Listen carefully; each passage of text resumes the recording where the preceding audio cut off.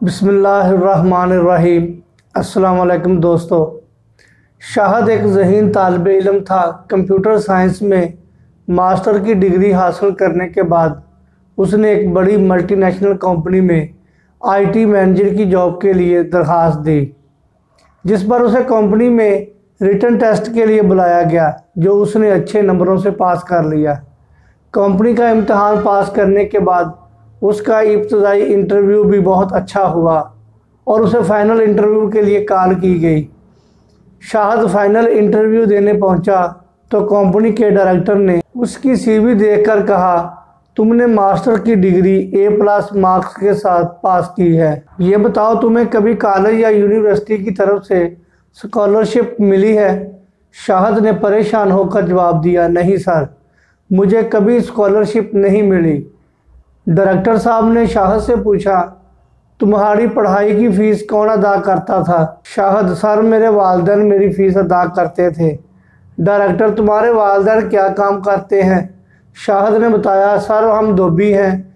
मेरे वालिद लोगों के घरों से गंदे कपड़े इकट्ठे करते हैं और फिर घर लाकर मेरी माँ के साथ उनको धोते हैं। डायरेक्टर ने शाहद से कहा, तुम्हारा आज का इंटरव्यू यहीं ख़त्म होता है। तुम आज घर जाओ और अपने वालिदैन के हाथ अच्छी तरह धोकर कल दोबारा मेरे ऑफिस आओ। बाकी इंटरव्यू कल होगा। शायद परेशान घर लौटा। उसे लग रहा था कि शायद माँ बाप के काम में उनकी मदद ना करने से बॉस ने इसे जॉब पर नहीं रखा। इसी परेशानी में वो घर पहुंचा और वालिद और वालदा को सारी कहानी सुनाई और फिर दोनों के हाथ धोने की दरख्वास्त की। बूढ़े माँ बाप के हाथ धोते हुए शाहद की आंखों में आंसू जारी हो गए, क्योंकि दोनों के हाथ मुसलसल पानी में रहने की वजह से खुरदरे हो गए थे और हाथों की जिल्द कटी हुई थी। उस वक़्त उसे पहली दफ़ा एहसास हुआ कि उसके वालिदैन ने अपने इस मुश्किल काम में कभी उससे मदद क्यों नहीं मांगी और हमेशा उसे किताब से दोस्ती करने का क्यों कहा। अगले दिन शाहद डायरेक्टर के ऑफिस पहुंचा तो उसने शाहद से पूछा, क्या कल वालिदैन के हाथ धोए? ये सवाल सुनकर शाहद की आंखों में आंसू आ गए और उसने जवाब दिया, जी सर, मैंने दोनों के हाथ धोए थे और जितने कपड़े धोने वाले पड़े थे वो भी धोए थे। कंपनी डायरेक्टर ने पूछा, मज़ीद कुछ कहना चाहते हो? शाहद ने नम आंखों से आंसू साफ किए और बोला, जी सर, कल मुझे एहसास हुआ कि मेरे वालिदैन ने मेरी पढ़ाई लिखाई के लिए कितनी कुर्बानी दी। मैं आज जो कुछ हूँ वो उनकी दिन रात की सख्त तकलीफ दे मेहनत की बदौलत हूँ और मुझे उनके मना करने के बावजूद उनके काम में उनकी मदद करनी चाहिए थी।